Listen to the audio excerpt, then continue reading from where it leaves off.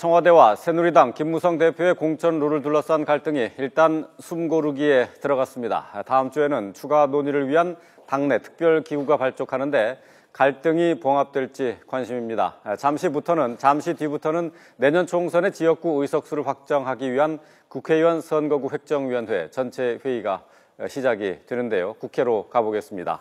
안윤학 기자. 네, 국회에 나와 있습니다. 예, 오늘은 새누리당이나 청와대나 안심번호 국민공천제를 둘러싸고 공방이 겉으로 드러나지는 않고 있죠? 네, 그렇습니다. 가열되는 대치 분위기에 먼저 휴전을 제의한 쪽은 김무성 대표였습니다. 김 대표는 어제 저녁 청와대 고위 관계자에게 전화를 걸어 더 이상의 소모적 공방은 하지 말자는 제안을 한 것으로 전해졌습니다. 여당이 분열된 모습을 보여봐야 국정에 도움이 될 게 하나도 없으니 슬기롭게 넘기자는 취지로 말했고 청와대 측도 이를 수긍했다는 것입니다. 김 대표는 또 자신은 앞으로 안심번호 공천제를 더 이상 거론하지 않을 것이며 추후 논의는 당 기구에 맡기겠다고 말한 것으로 알려졌습니다. 이로써 이번 사태는 일단 봉합 국면으로 접어든 것으로 보입니다. 하지만 김 대표 측은 여전히 국민공천제를 관철시키고 전략공천은 하지 않겠다는 뜻은 변함이 없다고 밝혀 향후 당 기구 논의에서 분란이 재현될 가능성은 여전한 것으로 보입니다.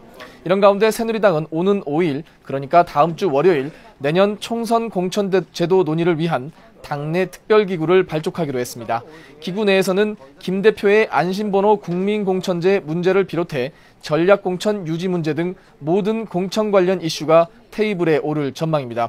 물론 이 특별기구 구성에 있어서도 친박과 비박의 비율을 둘러싸고 또다시 논란이 가열될 가능성도 배제할 수 없습니다. 이와 관련해 새정치연합 문재인 대표는 청와대가 공천 문제에 개입하는 것은 정당 정치를 부정하는 것이라며 대통령이 내년 총선에서 측근들을 대거 당선시켜 퇴임 후를 보장받으려는 독재적 발상이라고 비판했습니다. 예, 오늘 선거구 획정위원회가 지역구 의석수 발표를 할 예정인데요. 새누리당이 연기 요청을 제안했다고요? 네, 그렇습니다. 새정치연합 이종걸 원내대표가 전격 제안해 예정된 오늘 오후 양당 원내 수석 부대표 간 회동에 앞서서 새누리당이 선거구 획정위의 결과 발표를 8일로 미뤄달라고 요청했습니다. 조원진 새누리당 원내 수석 부대표는 기자들과 만나 이 같은 요구사항을 밝히며 야당이 수용한다면 여야 연기 요청을 획정위 측에 공식 전달할 것이라고 말했습니다. 이에 대해 새정치연합 측은 현재 정치개혁특위 야당 위원들과 내부 논의 중이지만 위원들은 선거구 획정을 위한 시간이 촉박하다며 난색을 표한 것으로 알려졌습니다. 이런 가운데 잠시 뒤부터는 선거구 획정위가 전체회의를 열고 내년 총선의 지역구 수를 최종 결정합니다. 발표는 5시 이후에 있을 예정인데요.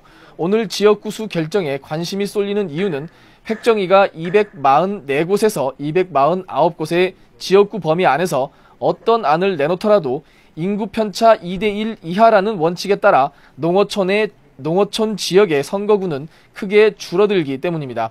농어촌 의원들이 국회에서 농성에 돌입하는 등 반발이 계속되어 온 이유입니다. 이와 관련해 새누리당은 비례대표를 줄여서라도 농어촌 지역구 수를 줄여서는 안 된다고 주장한 반면 새정치연합은 사표 방지 등을 위해서라도 비례대표를 줄일 수 없다며 맞서는 등 공방이 계속되고 있습니다. 지금까지 국회에서 YTN 안윤학입니다.